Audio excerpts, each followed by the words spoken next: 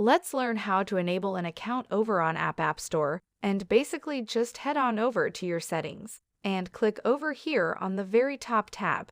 And basically what you should see there is for you, or rather, it's going to give you the option to log in onto your Apple ID. So just proceed with that. Enter your username and as well as your password. And basically everything will be synced from there. Once you log in through your settings, once you click on your App Store, it's going to be automatically ST. So basically you're going to have no problems with logging in or either enabling an account over these applications. These applications being the App Store and iTunes over here.